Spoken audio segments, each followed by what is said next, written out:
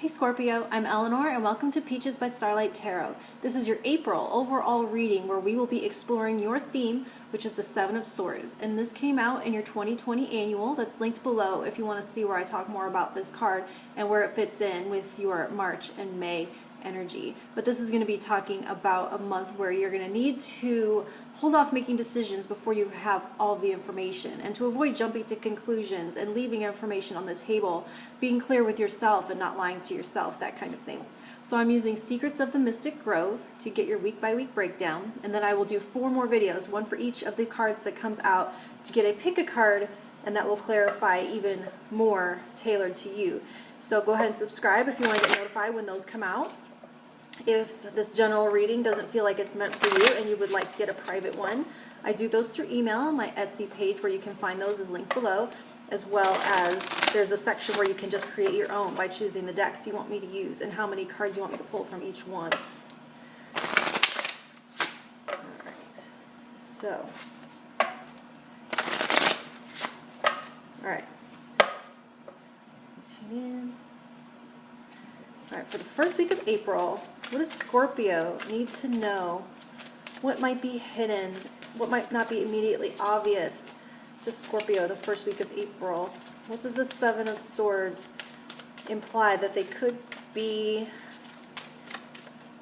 too busy or missing out on all of the facts? How might they be telling stories based on incomplete information? You know, sometimes we fill in the blanks.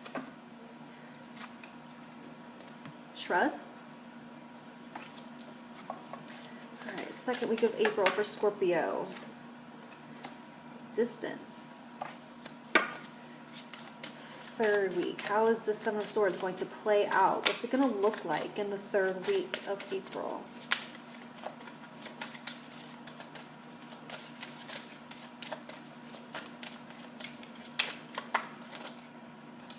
Celebration.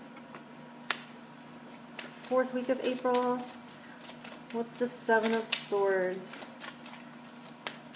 information going to look like for Scorpio in the fourth week of April? What do they need to know to best navigate? This is kind of tricky energy, so we need to know how to best navigate and come out on top with the Seven of Swords in the fourth week of April for Scorpio.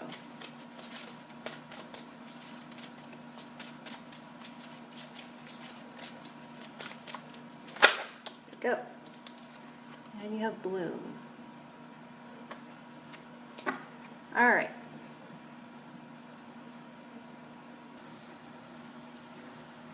All right, Scorpio, let's talk about this first week. The energy is trust. It says overcoming fear, intentions, and having faith.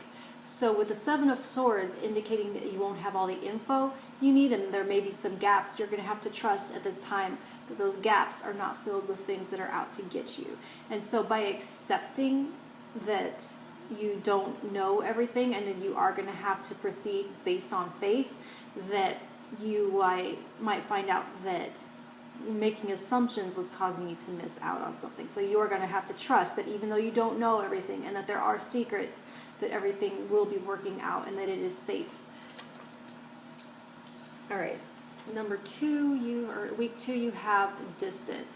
And so this is going to be talking about a rift between you and another person and examining why exactly that is and what is your role in that and being honest about it. And so is there someone that you're apart from that you haven't reached out to for some reason you're afraid to, or if there may be a healthy reason you're separated at this time and that maybe you long for that person or it's not pleasant, but there may be something to be gained from separation at this time, that having that space is healthy in some way, or that you need to reach out, but that's what you're going to be looking at that week.